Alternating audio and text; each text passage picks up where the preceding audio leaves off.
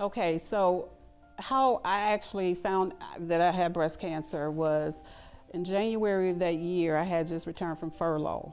Where I was out in Virginia visiting with my children.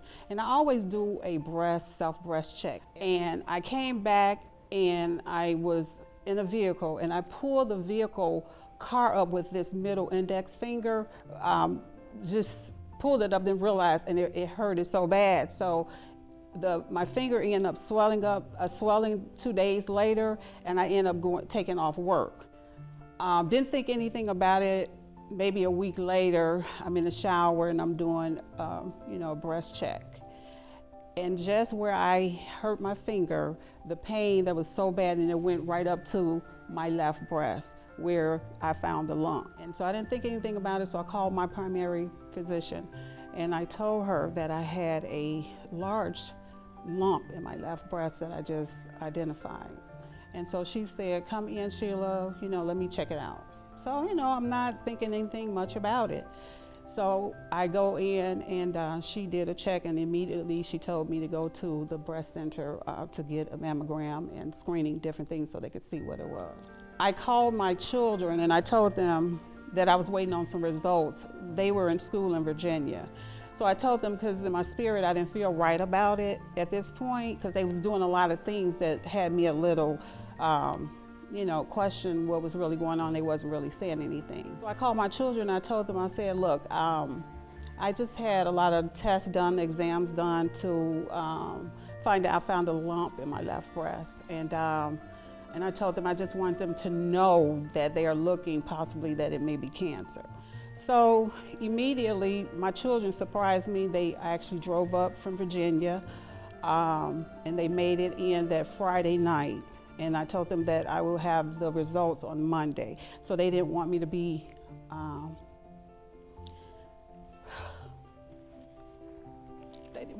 alone. So I was working that day, and finally my primary physician called me and she said, "Sheila, sit down, and are you around some?" And I said, "Yes, I'm at work right now." She said, "Why don't you go into a quiet room?" And I said, "Just, give it to me, what's going on?" And so she said, "Yes, you have breast cancer." And so immediately you hear that word and instantly you just like, cancer. I don't smoke, I don't drink, I'm not a partying going person. I take care of myself for the most part. And you just start wondering, how did this happen? So immediately, my partner, I gave her the results, and they called my supervisors, and everybody they just let me go home at that point. And so that's how I found out, March 3rd, 2015. What happened next after that is my children, my family, because at that point, everybody kind of got the news that I got the results of all of the tests and everything that was done. So everybody pretty much met me at my house. They was very supportive. My friends, they was just there to just embrace me.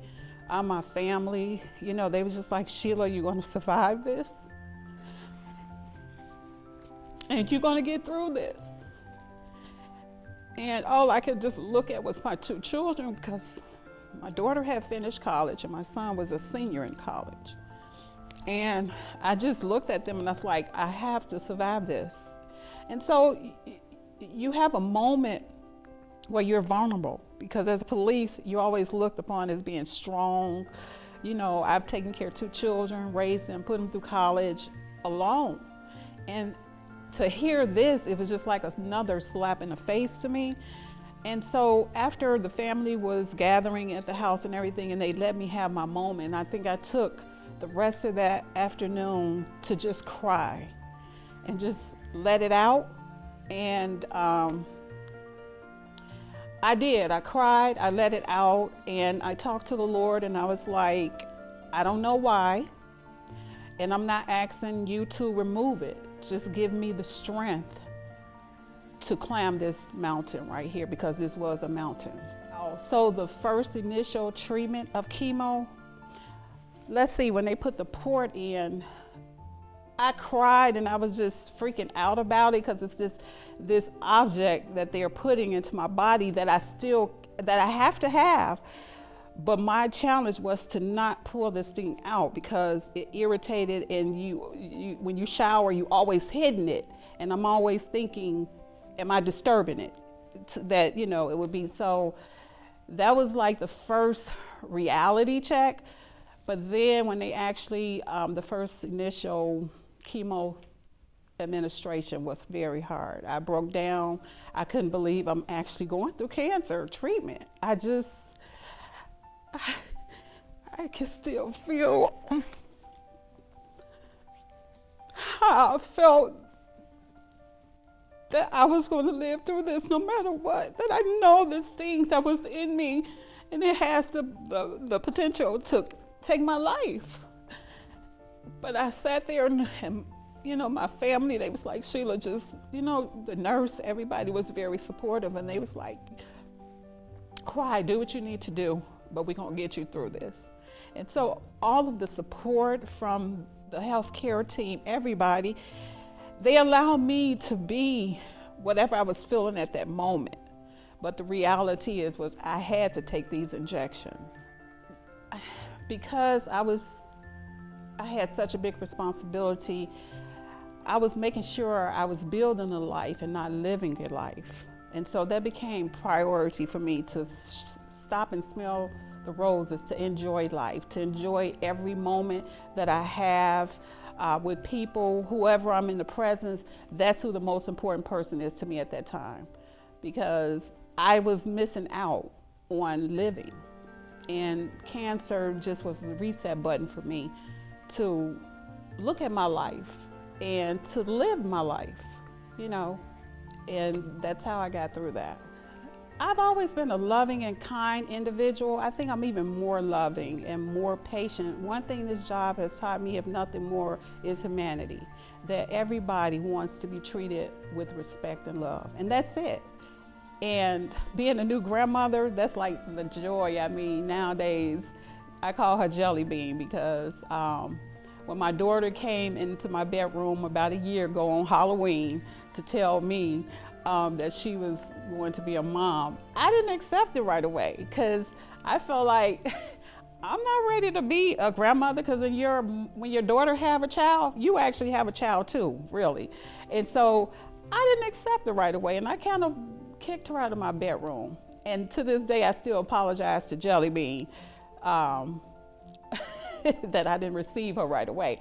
But she is absolutely the joy of my life. I am so glad that I survived to have the opportunity to be a part of a parental village for her. She's an absolutely doll. And I call her Jelly Bean because that's when I found out she was on her way.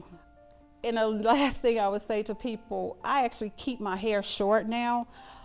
It's important to women. It's important to me. I had hair, and I still have hair if I stop cutting it.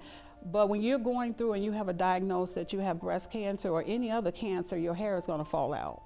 And if you're vain like I am, I think it would have just devastated me. So I had to start cutting my hair slowly, just shorten it until I got to the point that it was like this. And so when I actually went bald, it didn't bother me. But you have to say within yourself, I'm going to survive this, because your words are powerful.